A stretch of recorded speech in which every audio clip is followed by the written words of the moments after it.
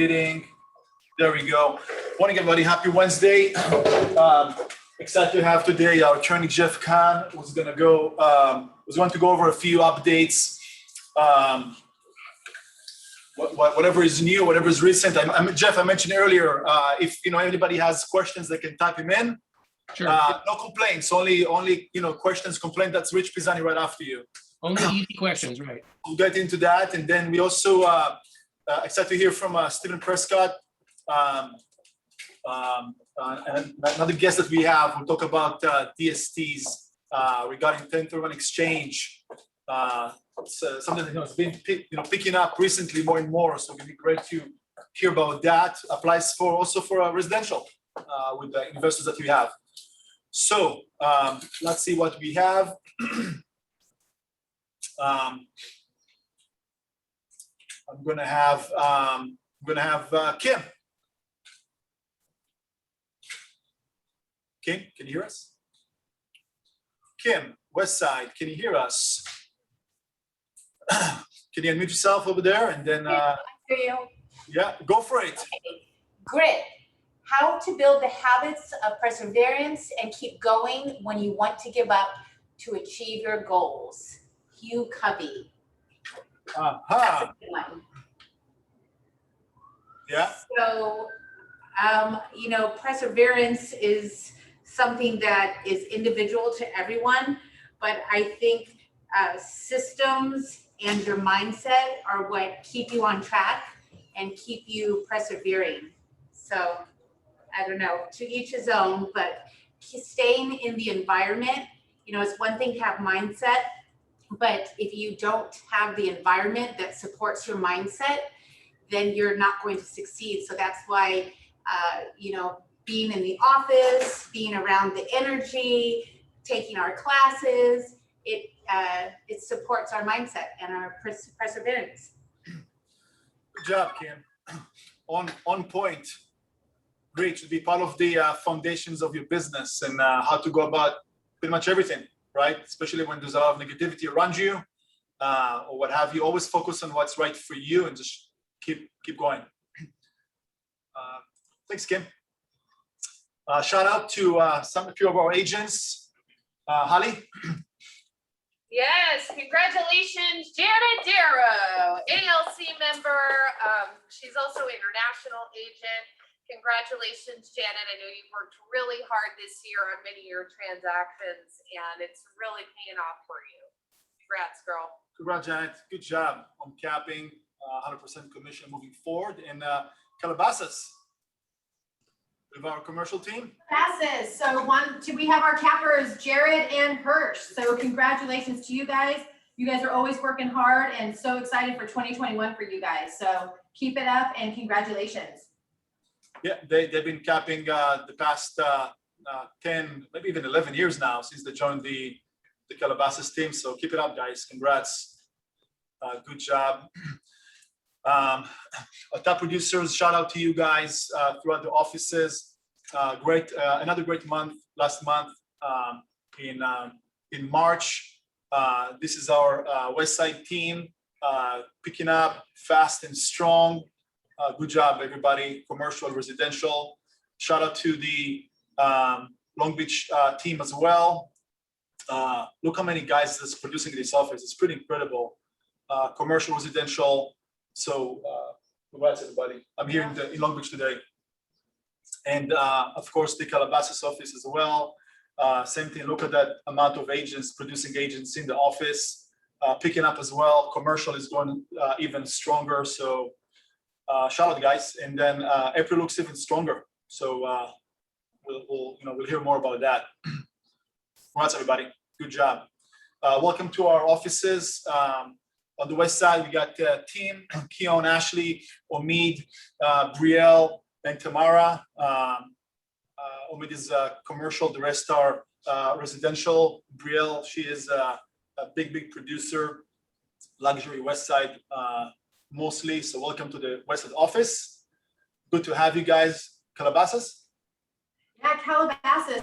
We're super excited about the people that have joined us so far this month. We have Raimundo, Pamela, Edric, Virginia, Aiden, And we're just super excited. They're coming in with a lot of energy, and some of them are coming with past experience. So just, I couldn't be more thrilled to welcome them to our Keller Williams family and the Calabasas family as well.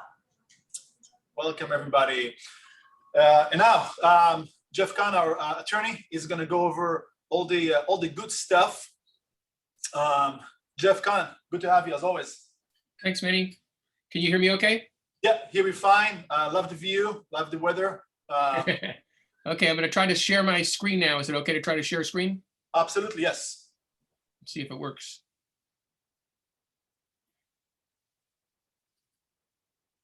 Yeah, we can see your screen. Okay. And that's what I want to share. So let me get it lined up.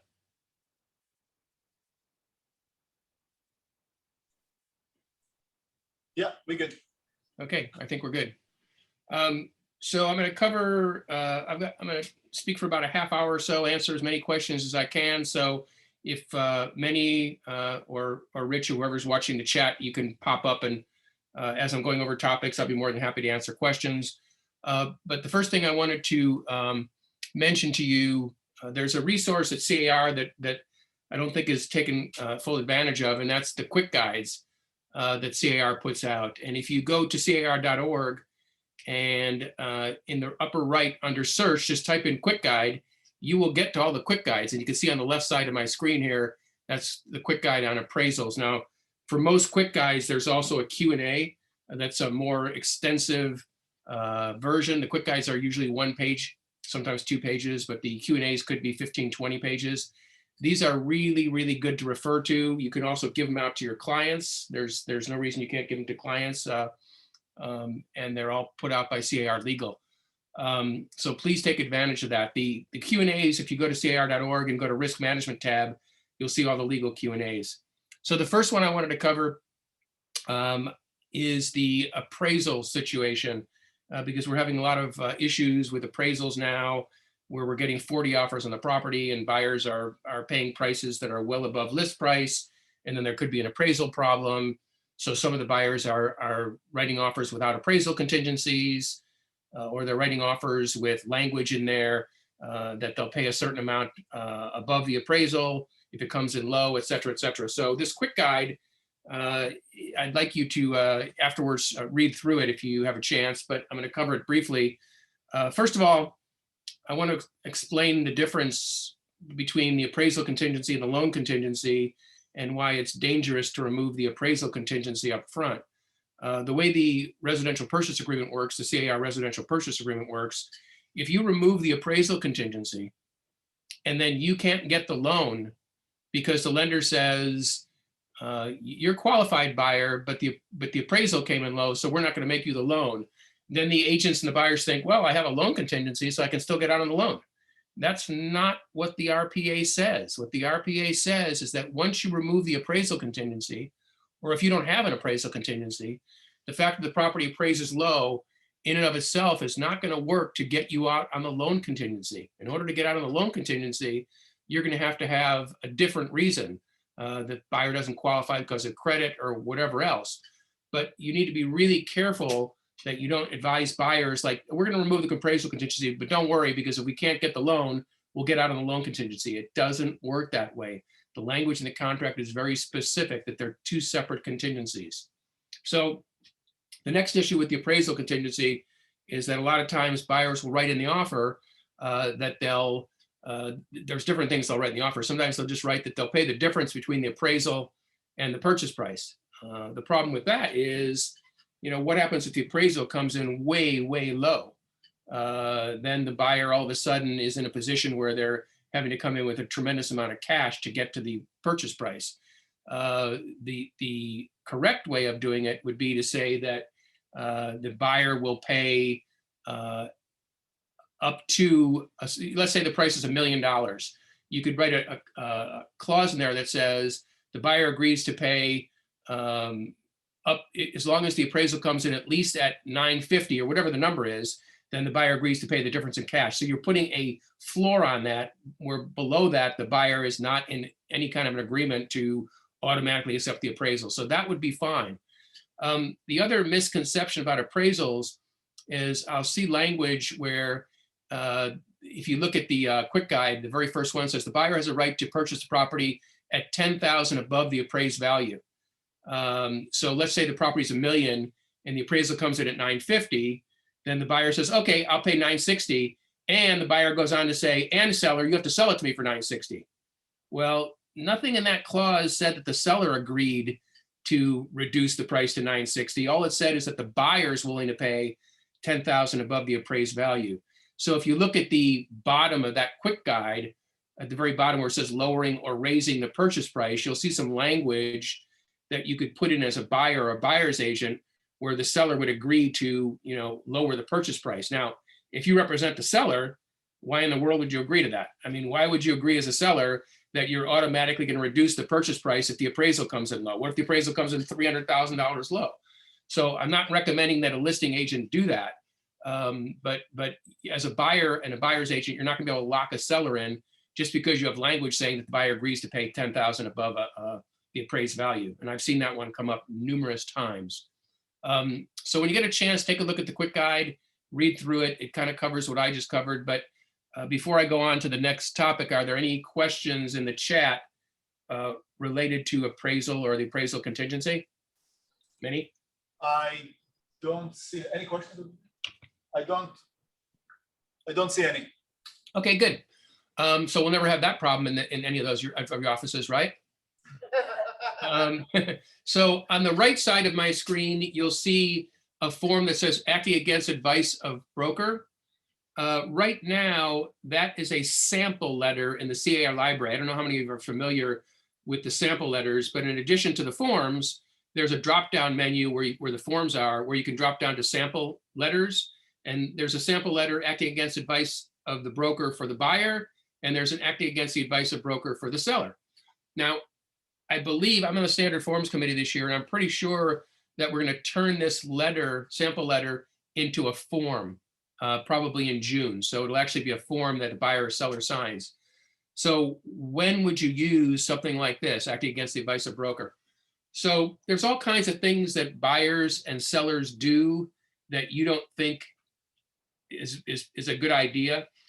In this market that we're in now, the main bad idea is a buyer writing an offer with no contingencies, a contingency-free offer. But we all know, as a practical matter, that's happening. If there's 40 offers on a property or 80 offers on a property, the buyer is going to want to write an offer where they get the property. What are they going to do? They're going to write an offer that has no contingencies. And the problem with that, of course, is that once they get the property, they've got no contingencies. So what about the investigation? What about the loan, et cetera, et cetera?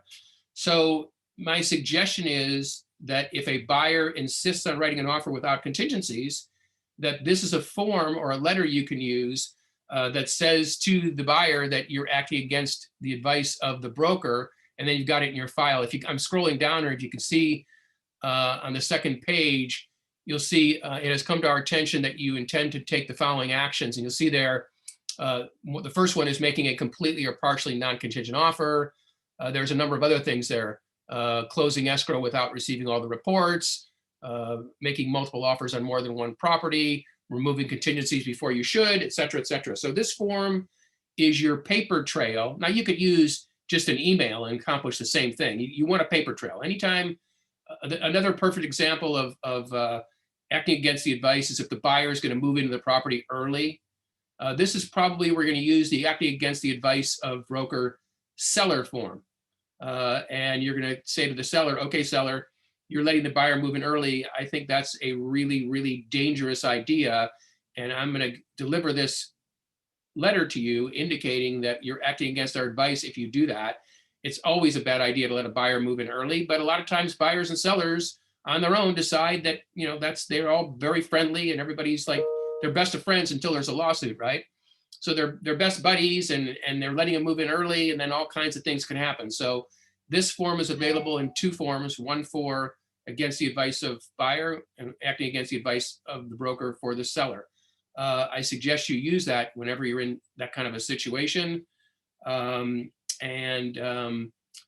it'll probably be turned into a form where not only will you be sending a letter out, but you'll actually have a place for them to sign, which is even better, where they're signing that you're acting against your advice. Any questions on that form before I go on to the next? One question from Alan, why is the MCA attached to the non-contingent offer? I'm sorry, what was the question? I'm trying to understand myself. Tubi, can you type your question again? Just to make sure it's the MCA. Question from Stuart, even when you remove all contingencies, do you not still have an out until the disclosure doc comes out? Okay, so that's a great question. So there's a difference between removal of contingencies and the rescission right that you have on statutory forms that the seller has to deliver to the buyer. So even if you write a non-contingent offer, which isn't contingent on investigations, by law, the buyer still has a right to rescind the contract within 5 days after receipt of certain statutory documents, the transfer disclosure statement, the AVID, the lead-based paint, the home hardening form, if it applies, and the natural hazard disclosure statement.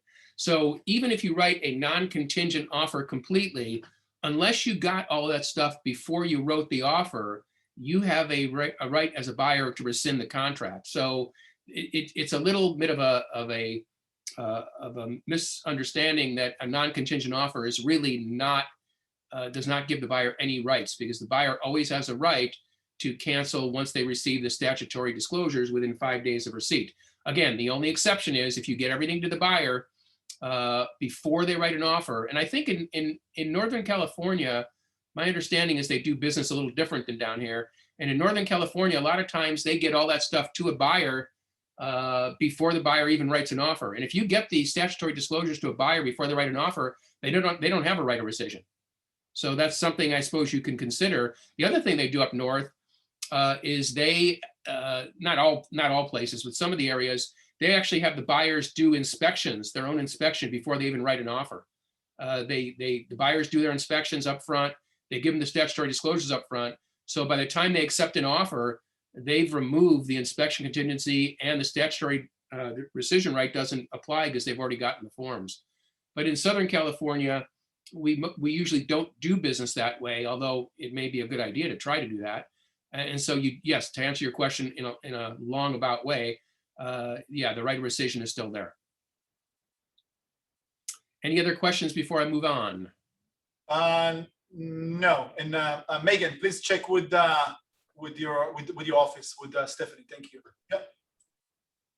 Okay, I'm going to move on to the next thing I wanted to cover on the right, which is the seller non-agency agreement, the seller or landlord non-agency agreement. There's also a buyer or tenant non-agency agreement. So I don't know if I've covered this before with your offices, but this would be used, the most logical time this is used is when you're dealing, say, with a for sale by owner. You've got a buyer, you've got a for sale by owner, or you've got a buyer and you have a limited service broker who only puts the listing into the MLS, and then they're done. And they say, once the listing's in the MLS, just go directly to the seller and present the offer.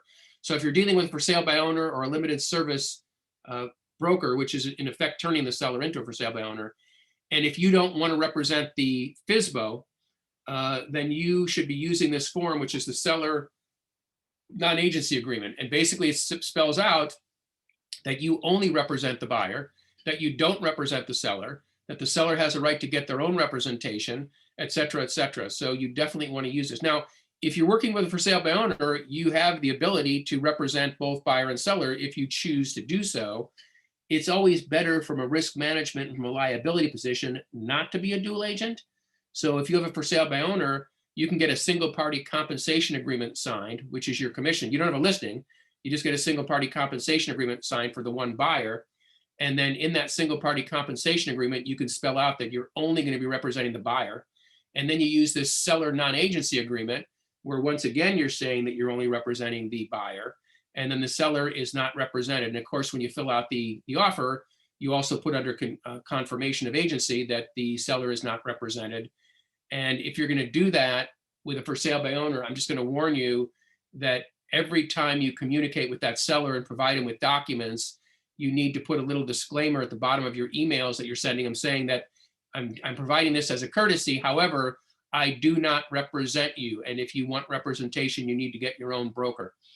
Because even though you get this signed up front, you know, as you go through a transaction, you do things that could be implied to turn you into their agent. And so to avoid that, you want to constantly be reminding the seller that you don't represent them. The same thing would apply on the buyer side. If you represent a seller and you get a buyer coming in without an agent and you don't want to represent that buyer. And the same thing goes for landlord tenant. So there's a separate form that's a buyer or tenant non-agencies. So start getting in the habit of using this form when the situation is appropriate.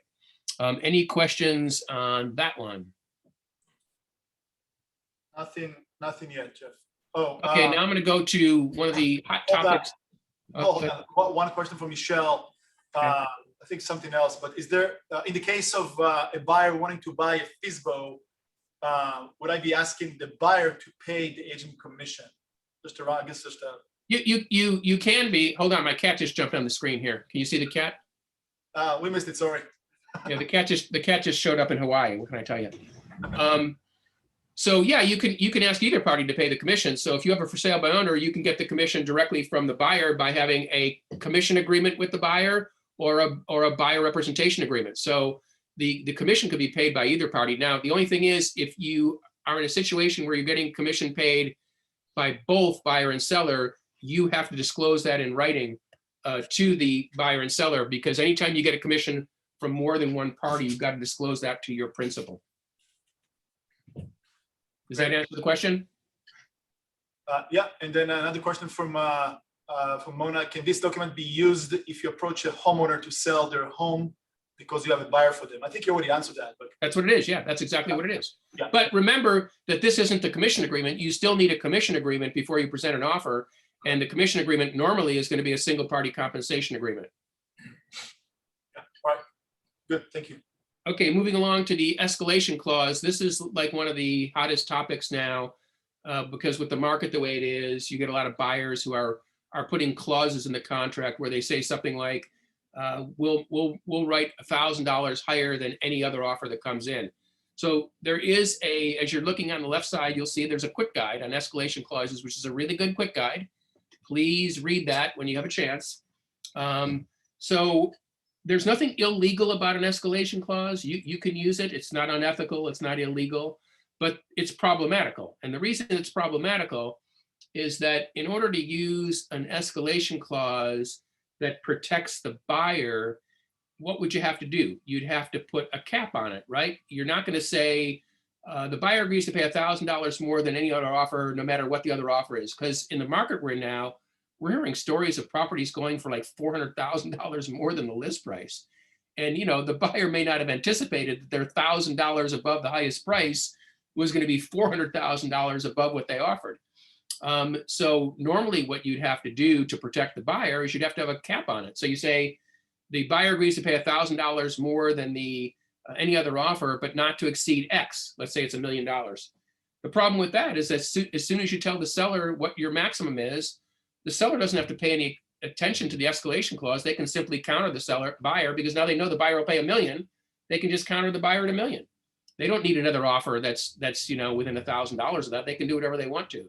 So the problem with having a cap is it's like playing poker, where you're playing poker where everybody has 2 cards down and your cards are all up and you're showing all your cards. So it doesn't work very well. But if you write an offer without a cap, you're potentially locking the buyer into God knows what. Now, here's the other problem with that. When you write an offer with an escalation clause as the listing agent and the seller, so now the buyer agrees to pay $1,000 more, and they sign off, and they're paying way too much. So don't you think, assuming the buyer still has contingencies, don't you think the buyer is going to exercise one of those contingencies, like the investigation contingency, to get out of the deal? Now, if they wrote a non-contingent offer with an escalation clause, they still have the statutory disclosures that are coming their way. So, I mean, the only real way to lock them in on something like that would be to have a non-contingent offer. All the statutory disclosures were given before an offer was written, and an escalation clause. And even then, a court could very likely look at it and go, you know what? I'm not locking the buyer into this, because the buyer could never have anticipated that the price would have been so much higher than what they anticipated. So it's very problematical. Now, the question comes up all the time, what if there's two? What if 2 or 3 or 4 people write escalation clauses and they're all writing $1,000 higher than the next one? Well, that sounds like a mess, but the seller can just ignore it. The seller doesn't have to pay any attention to an escalation clause. They can simply counter whoever they want to counter at whatever price they want to counter, and they can ignore the escalation clause. And there's no reason that a seller has to sell a property to somebody who writes an escalation clause, because the fact that somebody's willing to pay $1,000 more or $5,000 more or $10,000 more, it doesn't automatically make that the best offer. What if that offer has 10% down and there's a cash offer, or there's an offer that's for 30 days and this one's for 90 days, so there's other terms that come into play other than just the price. So the seller's completely in control of that, and they don't have to pay any attention to an escalation clause if they don't want to. So there's just all kinds of potential issues with escalation clauses. Again, they're not illegal. You can use them. And one of the questions on this escalation clause, if you look down at the second to last paragraph, should the buyer include a provision that allows for verification of the next highest competing offer? And you'll see the answer is yeah. If you're going to write an offer as a buyer saying you'll pay $1,000 more than any other bona fide offer, you want the right to be able to see the offer that there actually was another offer. So you're given some guidance here and some language if you're going to use an escalation clause. But the ultimate conclusion of CAR legal, and my ultimate conclusion, is that they're dangerous. They're not necessarily enforceable. They can work, but they're not as good as they sound. Let's put it that way. Any questions on escalation clauses? Yeah, there's a good question, well, a few actually. So the first one from Brad asking, can you say, I guess, buyer will pay up to X amount of dollar above any other verified offer, and will ask the listing agent to provide copy of page 1 and 2 of the RPA from another offer. Yeah, exactly. That's what the second to last paragraph says. If you read through that escalation quick guide, you'll see that's exactly what it says, that you can do that, and you can ask for verification that there is another bona fide offer that at the price. Great question. To be asked, what are the disclosures that allow a buyer to cancel? Well, I guess. I'm sorry, what was the question?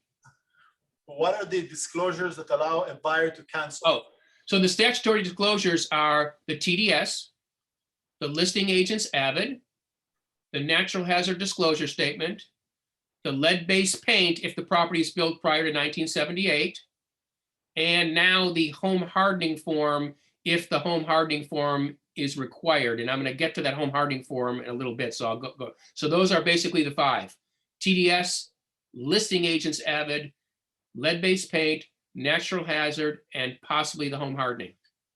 Those are the statutory disclosures that have a 5-day rescission built in. Got it. Thank you. Another question from Stuart. Is there a confidentiality issue when seller provides proof of the other offers from other buyers? I'm sorry, I didn't understand the question. Can you see the chat by any chance on your end? Oh, yeah, I can. Yeah, let me go to the chat. Jeff, he's asking if there's a confidentiality issue if you're showing the buyer with the escalation clause. Oh, so you're normally not gonna white out the name of the buyer and stuff, but there's no built-in confidentiality on offers in residential real estate, unless an offer is written and language is put in there in the offer saying this offer is confidential and the seller will not share it with anybody. You could do that, but without that, it's not automatically confidential.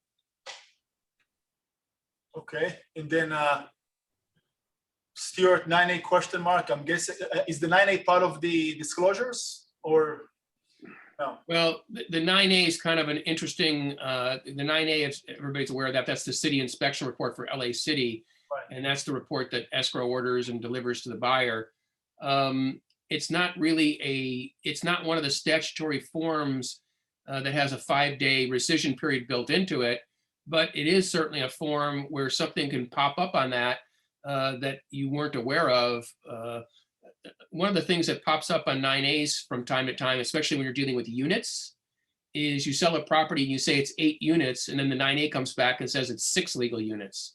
That's a potential problem. So when you get the 9A report, if there's language in there that is different than what was disclosed to you, you've got a potential argument that you're being made aware of a new material fact. And you know, at that point, if the buyer wants to cancel and the seller doesn't want to cancel, you're gonna have to refer your buyer to an attorney to make the argument that, you know, the proper disclosure wasn't made. But it's not an actual statutory disclosure with a 5-day rescission period, unlike the ones I mentioned. But it's a good question though, because occasionally something pops up on that 9A. So you want to get the 9A, you know, it's out of your control, but you want to make sure that escrow orders the 9A right away. They don't wait until the end. Got it. Thank you. Any other questions? Okay, I'm going to move along now to the home hardening form. By the way, as I go through the quick guides, you'll see there's a quick guide for service animals and emotional support animals. There's a quick guide for Proposition 19 and how that impacts people who are selling properties over 55 or disabled or subject to a natural disaster. There's a quick guide on the TDS and the substitute disclosure. And there's a quick guide on buyer's interest, love letters. And then I'm moving on to the home hardening disclosure law quick guide. So the first thing I wanted to mention is that this form is going to be revised come June because as of July 1st, I don't know if it's June 1st or July 1st, there's a new addition to this home hardening law, which is the defensible space requirement. So the new form is going to be the home hardening and defensible space disclosure law. So the difference between the defensible space is where the seller is going to need to disclose whether there's anything within a certain number of feet of the property which would lead to the possibility of a house catching fire, like, you know, weeds or things like that. So there'll be a whole new version of this form called home hardening and defensible space disclosure law. Right now, though, until that goes into effect, which I think is July 1st, we have the home hardening disclosure. And this form is a form, I'm going to go down to, I think I've got it on here too. Yeah, here you go. So this form is a form that needs to be used if the property is located in a high or very high fire hazard severity zone. That's number one. Number two, the property has to be built before 2010. And number three, the seller has to be a non-exempt seller. So if the seller is exempt from the TDS because they're, you know, a probate or successor trustee or whatever, they're also exempt from this form. But if it's a normal seller, if the property is built before 2010, and if the property is in a high or very high fire severity zone, the seller is required to give this form out and answer the questions under Roman numeral 2 sub 2. So the first question is, how do I know if a property is in a high or very high? Well, you need to check the natural hazard disclosure statement. I think that most of the natural hazard disclosure statements now are actually making reference to the home hardening form and saying whether the home hardening form is needed or not. If you look at the one-page natural hazard disclosure itself, it says whether a property is in a very high fire zone, but elsewhere in the report, it may talk about being in a high fire zone as opposed to a very high fire zone. So you kind of have to look through the whole report. And somewhere in the report, most of the companies now are actually stating that the seller needs to provide the home hardening form. And so if the seller has to provide it, they have to answer the questions in paragraph Roman numeral 2 sub 2. And you'll see there's like 5-6 questions there, you know, talking about roof ventilation, roof coverings, combustible landscaping, single pane windows, loose or missing bird stoppings. I didn't know what bird stoppings were until I saw this form, and rain gutters. So keep in mind that the seller is answering this as to the best of their knowledge. They do not have to climb on the roof. They don't have to do any investigation of these things. They just have to answer these questions to the best of their knowledge. Now, this form is not required unless the property fits into the categories I mentioned, high or very high severity zone, built before 2010, not exempt seller. But some agents, some brokerages are using this form all the time not as a disclosure if the property really doesn't fall into a high fire zone area, but as an advisory. So they'll provide the form. The seller won't fill out section 2 sub 2. They'll just leave it blank. They can. And then in that case, it just is just an advisory. It's just advising the buyer of the home fire law and of these various things. So it's not mandatory this form be used, but some brokerages have decided to use this form all the time and just provide it, because in LA and the surrounding area, there are a lot of areas that are potentially subject to fires, as everybody knows. So again, it's mandatory in certain situations, optional in others, and any brokerage can decide on their own whether they want to make it something that you use all the time. Are there any questions on this form? And let me know on time how we're doing on time. I got a couple more things to cover, but No questions. Let's just keep going. Okay, so the next thing I wanted to mention is the seller in possession and residential lease after sale forms. Rich and I and Meny, I don't know if Meny was on the call, but Rich and I were both on a call last Friday with CAR Legal, where this issue was discussed with seller in possession form and this residential lease after sale. And you all know that in the market we're in now, a lot of the time the seller wants to stay in possession after the close of escrow. It's not the greatest idea in the world, but I will say that in my opinion, at least, it's not as bad as a buyer moving in before the close. I think the buyer moving in before the close is just ripe for problems. The seller staying in possession after the close has potential problems, but I don't think they're insurmountable. So, the question that comes up a lot is, well, if the seller stays in possession after the close, what happens if they refuse to move after their 10 days or 15 days, right? Well, why aren't you asking the same question when the escrow closes without an SIP? If the escrow closes and there's no SIP and the seller doesn't move, the buyer's got to get the seller out. And if you have an SIP, a seller in possession form, and the seller doesn't move, this buyer's got to get the seller out. There's really not a whole lot of difference between whether there's a 10-day period where the seller's staying in possession or the seller just doesn't move out at the close. And you're probably all by now heard that ridiculous story in Riverside of the owner who sold the property. It was on 60 Minutes or one of those shows, and he didn't move out. He refused to move out of the property. He actually now has finally moved out because of all the publicity he got. But he was in the property for 14 months because of the eviction moratorium and the inability to get into court. The poor couple that bought the house had payments they had to make on their mortgage for 14 months before they got this guy out. And he wouldn't have moved out at all, except that I think he got so much negative publicity that he finally decided to move. And it's because of the eviction moratoriums and the inability to get into court, these people just wouldn't move. So the fact that you use an SIP, one of the advantages to an SIP possibly, if the seller is staying in possession, is that you can actually get a fee from the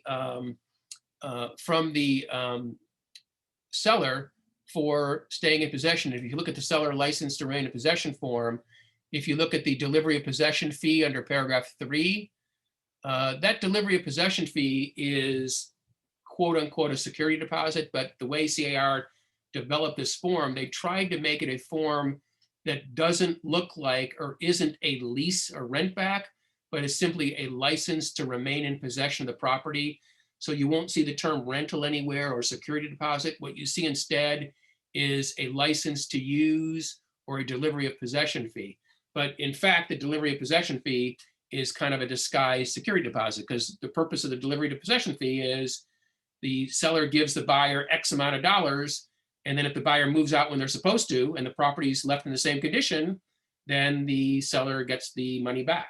So what does that sound like? It kind of sounds like a security deposit. So anytime that you have a seller staying in possession after the close, you either need to, even if it's for 1 or 2 days, you should either be using this SIP form for up to 29 days or the residential lease after sale when it's for more than a month. Now, you have to be careful that if you're using the residential lease after sale and you have a loan on the property, you've got to be careful that the lender that you're dealing with, some of the lenders won't allow the seller to stay in possession or to lease back for more than a certain period of time, whether it's 60 days or 90 days. and you can run afoul of that. And if you do something like that as a buyer and seller, you may be defrauding the lender by having a lease back for too long a period of time. But back to the normal, where they're staying in possession for a week or two, you can not charge any amount of money for that. It can be a freebie to the seller. You can charge whatever, the parties negotiate. You can have a delivery of possession fee, but you don't have to. I mean, after all, the seller may have lived there for 20 years. And if they're moving out 5 days later, they may say, why should I pay a delivery of possession fee? I mean, I've lived here for 20 years. I'm not going to damage the property and I don't want to pay it. It's all negotiable.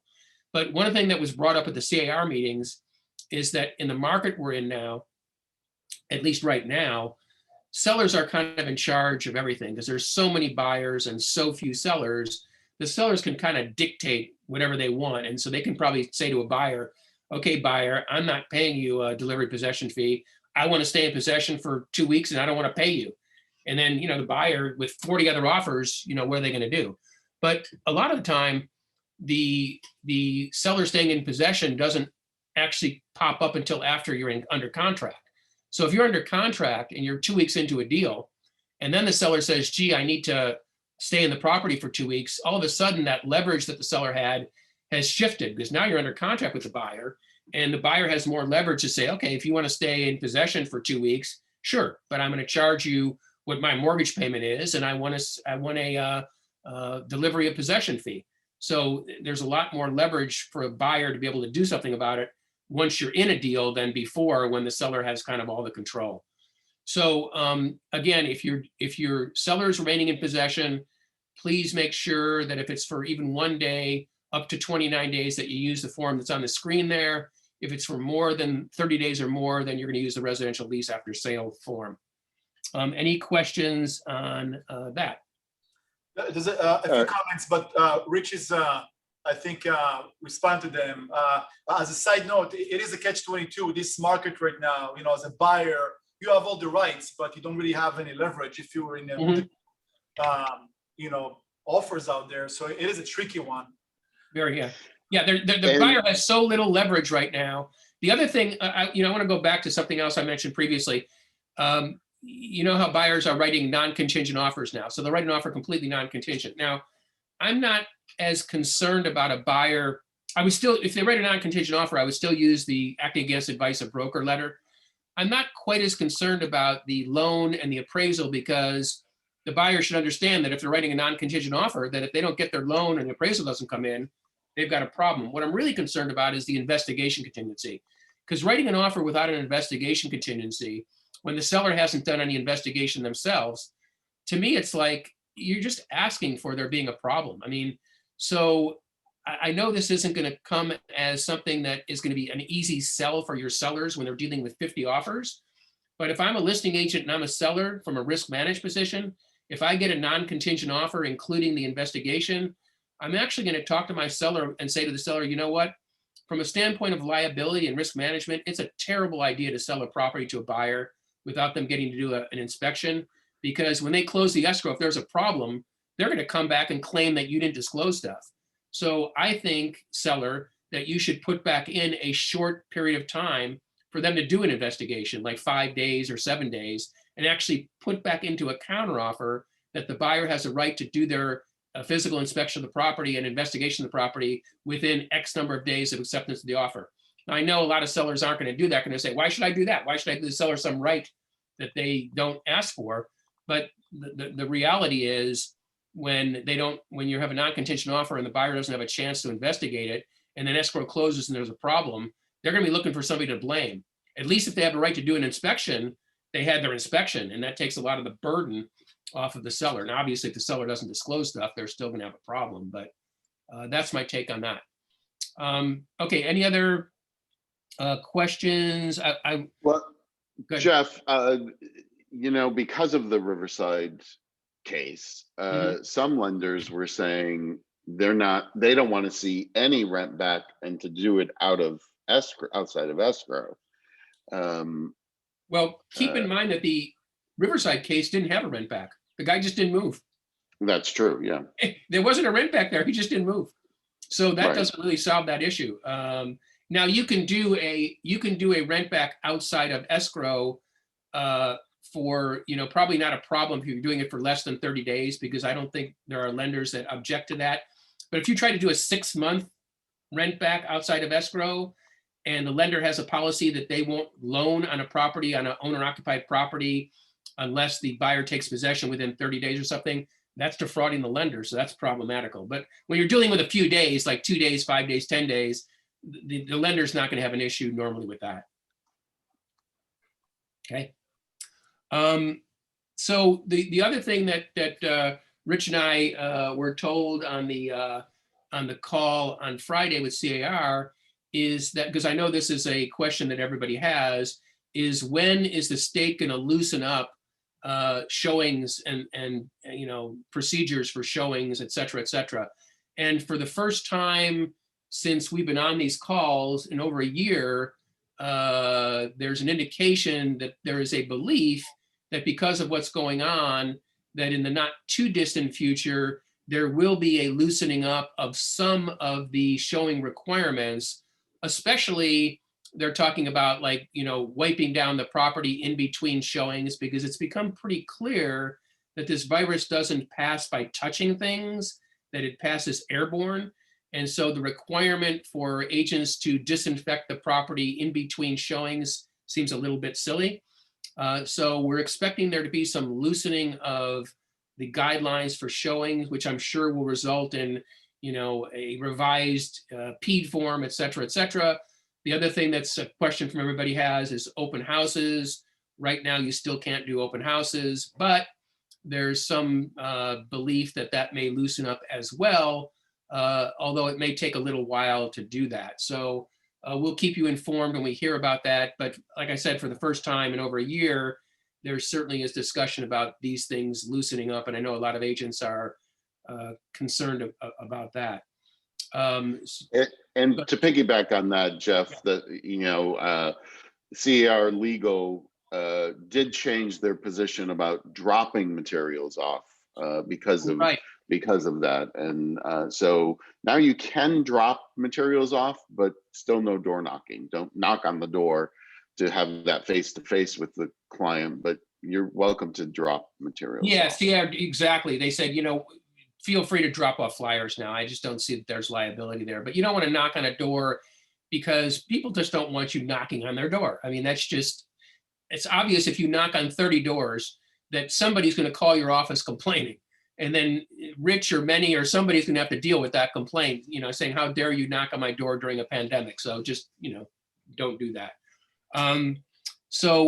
With that, I think my time is kind of gone by. I know that Rich, are you going to show that video on the buyer love letters? Yeah. Yes, Meny has it queued up. So I'll just do it. Are you going to do that now? Because I'll just do a little lead into it if you like. Sure, go ahead. If you can drop just the screen share, Jeff, I appreciate that. I just have one slide of, so keep talking. I'm just you want me to get rid of my screen share? Yeah, if you can just drop your screen share. Let me see if I can figure out how to do that. Oh, the cat. Oh yeah. Cats. Let's see if I can get back to. At the top of the screen, just look at the Zoom. Oh yeah, there we go. There we go. There we go. Thank you. So just as a lead into this buyer love letter, it's a short video about buyer love letters, and just they're not illegal, but there's issues with them. So that's kind of just all I need to lead into it. And with that, if you want to go ahead and show that from CAR, I think it's only like a couple minutes long. Let me see. Is that the one, Rich? I actually don't have the video itself, just this link. Yes, you had it up. I think that's it right there, no? That's it right there. See if it'll play. It's gonna play. If not, Rich can mimic whatever they're about to say. Yeah. Rich and I could be the actors. Oh, there we go. Hold on for a second. Your videos, trying to buy a home in a competitive other industry as love letters. But as Susie Steinle reports, realtors are trying to phase them out, saying these letters are a liability. If these walls could talk, they'd tell you a full circle story. This is actually my childhood home. I grew up here and returned about 15 years ago, and this became my home again. Now, with her children in college and a hot real estate market, Allie Nipsaro made the decision to sell her San Jose home, and it went fast. It took 5 days. Selling your home can be. Allie and her realtor decided to stick to the facts.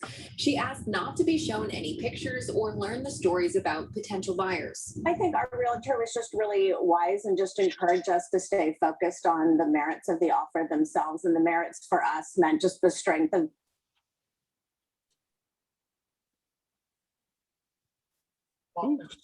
for the caretakers, Now, the night our shifters, original the series career project. changers, the out of work, Okay, the well, just getting started. You got the idea. Yeah, yeah, yeah, don't do it. So just to follow up, number one, Meny needs to get a better internet stream, number one. And number two, as they're saying, they're not illegal, but they could contain, as you're well aware by now, that they could contain discriminatory information, race, familial status, et cetera, et cetera. And the thing that's important, which actually wasn't in the video, is that the listing agreement, the CAR listing agreement, is going to be revised in June to include a question as to whether the seller wants to see these letters or not. And if they check the box saying they don't want to see the letters, then you now have permission from the seller to tell buyers and buyers agents that they don't want to see the letters, and if there's letters submitted, that they will not be sent off to the seller. Now, if they check the box that says, yes, we do want to see the letter, there will be, we're still working on the form, there will be a disclosure right underneath that if they say, yes, we want to see it, that says, if you decide to see those, you need to be aware of the fact that those letters may contain information that you are not to use in deciding whether to sell a property and could be discriminatory. So the listing agreement is going to be the first point, where it should be, where the seller will be having a discussion with the listing agent about these love letters and making a decision whether they want to see them or not. So I think that's going to be a good step forward to handle it right up front, so you don't have to worry about it when offers start to come in. So that's kind of what, go ahead. The one thing that I wanted to point out that we did see in that video, that the seller was saying, I told my agent I didn't want to see these letters and I wanted to look at the offers just on their merits. That's the important piece of that puzzle. You really need to have that conversation with your seller. We don't make decisions for our buyers and sellers. We have to have those conversations, and we have to get that confirmation in writing, that yes, you do, no, you don't. That's really, really important. If your seller wants to look at them, there's nothing you can do. We don't have 100% control over buyers and sellers. And a note on that, I'm seeing Julie's message, what a buyer does, we have no control over. Julie had a buyer tape the letter to the seller's house. We have no control over that. Right. What a buyer and seller does, they do. Correct, Jeff? Yeah, I mean, you shouldn't tell the buyer to go tape a letter to the seller's house. But if the buyer does that, you're not God in this circumstance. You don't control what your clients can and cannot do. Correct. Correct. You notice on my virtual picture that there's a chair. There is a floating chair in the water. Yeah, and the funny thing is, there's no chair in the room I'm in, so I don't know where the chair is coming from. Oh wow, that's cool. Yeah. Hey, one I last looked behind me to find out what it was, and there's like nothing there. One last question, because we're way over time, and sorry. Guests are waiting for us. Halley, last question, please. Yeah, question for you / Rich. So obviously we have that conversation with our sellers about the potential risk with reading the letters.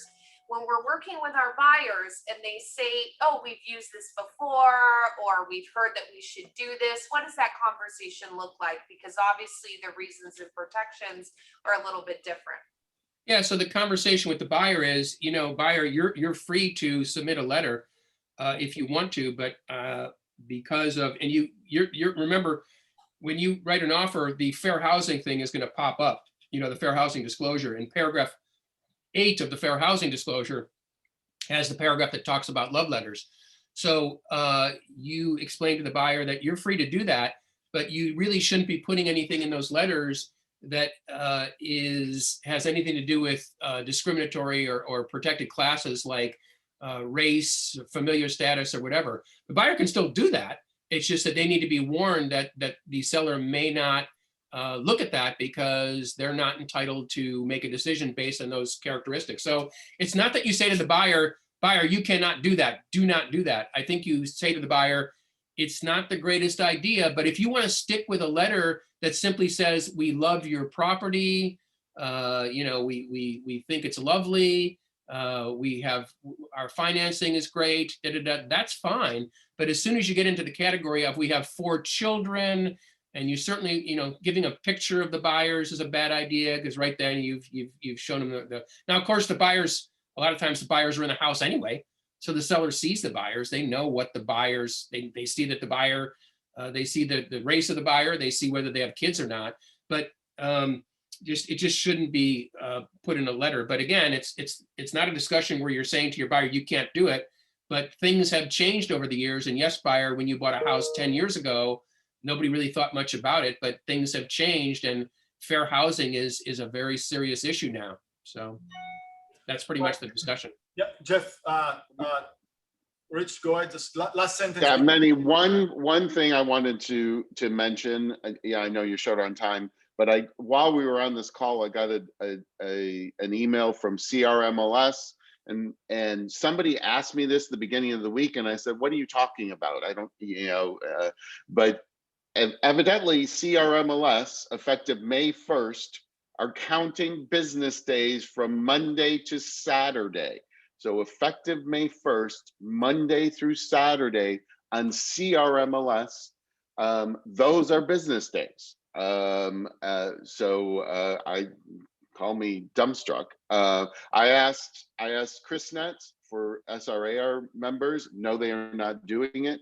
And they said that they don't think that Conejo is doing it either. So CRMLS is counting Saturday. So I want to give you that heads up. That's for purposes of putting a listing into the MLS, like, you know, the coming soon or whatever. Yes, so you have to be on a absolutely. Saturday? It's clear cooperation. They don't want agents to have the whole weekend. Yeah.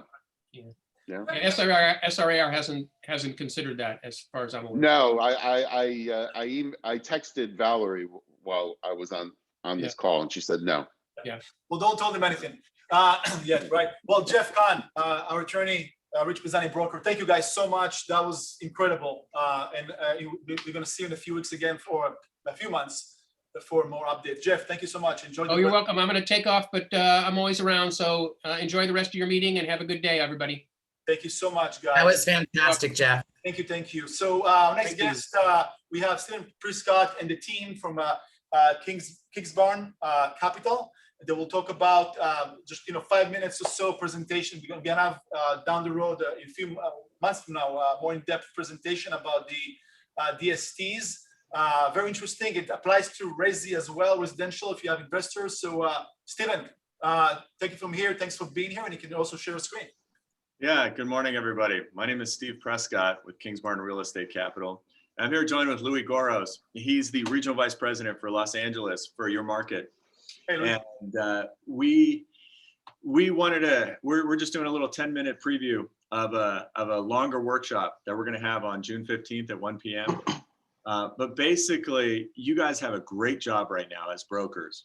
You have a great job, especially when it comes to investment properties, because investment properties in LA, there's no cash flow or very little. And so we're going to give you the ability to list those investment properties, and also the ability to trade those investment properties into tax deferred investments and get paid another commission.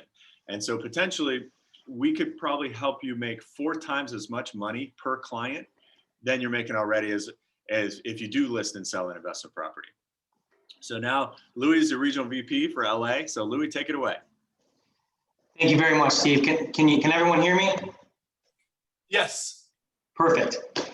Well, thank you very much for allowing me to speak. So my name is Louis Goros again. I'm the Regional Vice President of Kings Barn Real Estate Capital for Los Angeles. And what we are, we're a DST sponsor.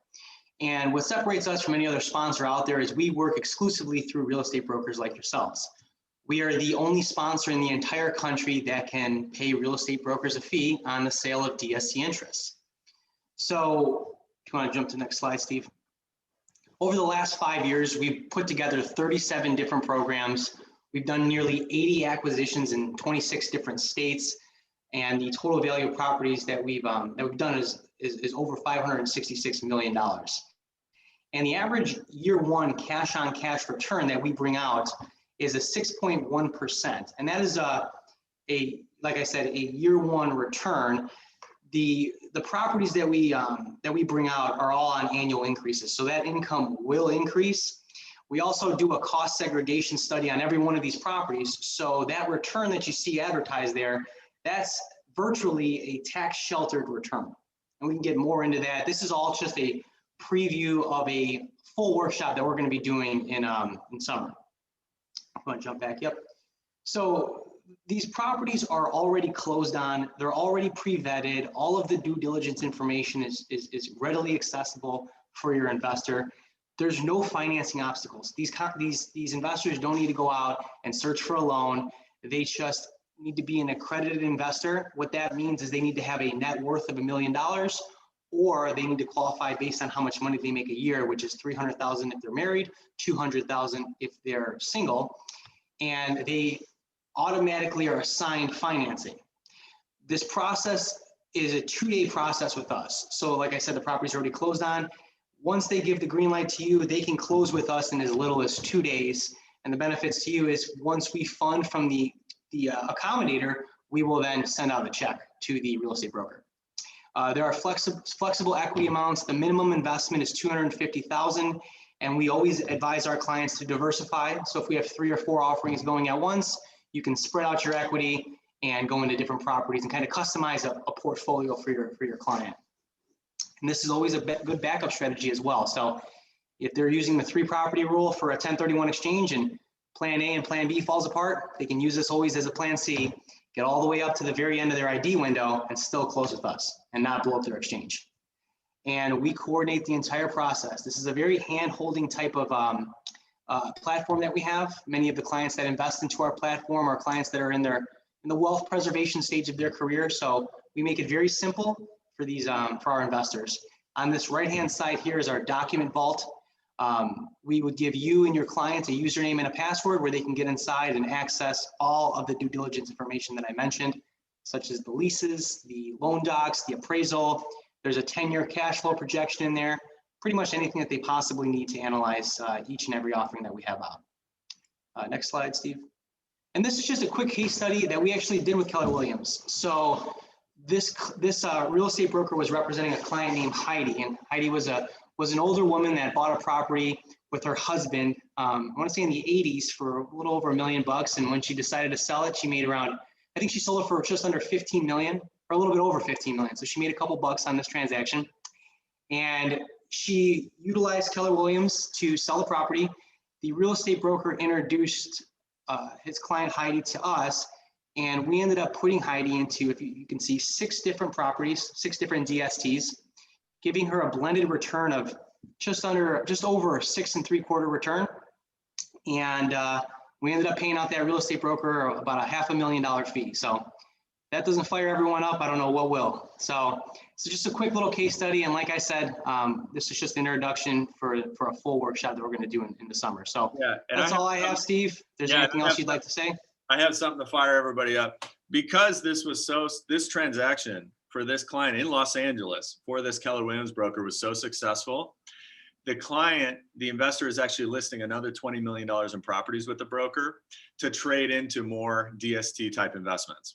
And so that broker now, instead of selling one deal or one property, and he got 3 more listings off of it and also got all the uplegs. So that's why we say it could be north of 4 times as much money as you would make traditional real estate. And so this broker actually has earned in total, there's been some repeat business from this investor. This broker has earned in total about $800,000 in commissions from our program in the last 14 months or so. So if that doesn't fire you up, we don't know what will. Yeah, so this is my contact information here. I'm a phone call and an email away. If anyone has any additional questions, just reach out to me. And happy to jump on any phone call or or attend a meeting. But stay tuned, because June 15th, we're going to have a special KW DST workshop at 1 p.m.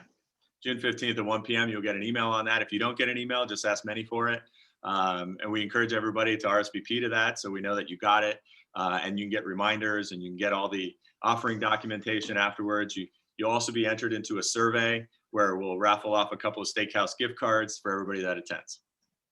Awesome. Yeah, awesome job, guys. Louis, Steve, thank you so much. And if you don't mind, Steve, just on the chat to everybody, just type in your information directly, yours or Louis, so agents can reach out to you directly if they have any questions. Some of them dealing with investors and any capacity, so that's going to be very helpful. And as we mentioned, we're going to have more in-depth presentation down the road with you guys. So thanks again, guys. I know this was a short window of time, but I appreciate your being on the call. You got it. Thank you very much, Meny. Everyone have a great rest of your day. Thank you, guys. And just Thank you. a little bit over time, I'm just going to go over a couple of things. As you could see, probably we did combine the training calendars between starting April between our 4 offices, Long Beach, South Bay, West Side, and Calabasas. So there's more and more content, more sharing of information, a lot of good stuff.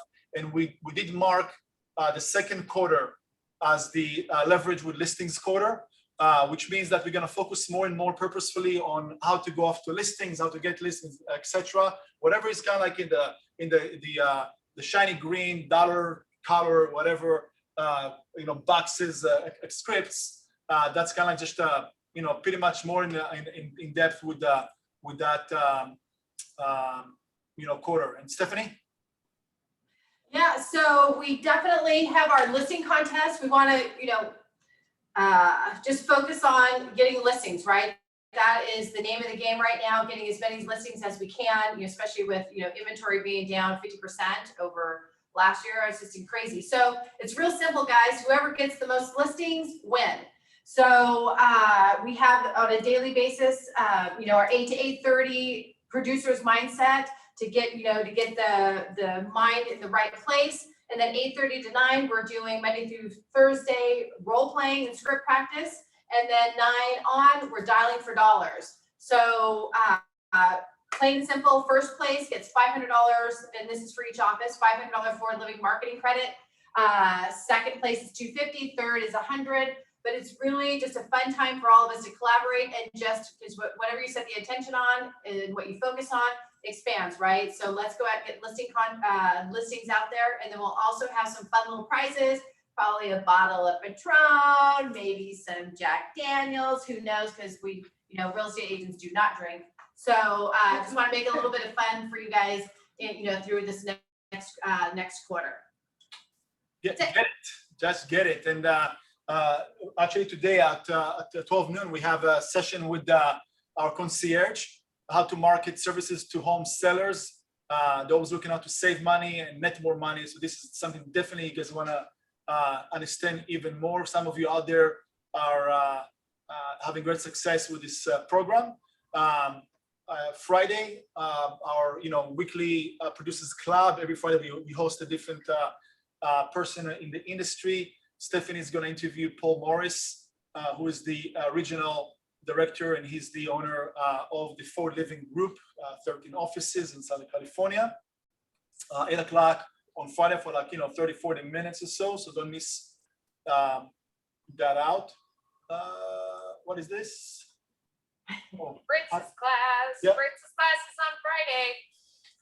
Talking about the golden letter, texts, and post updates, talking about what that looks like to actually generate those listings that we're trying to, go for in our little contest.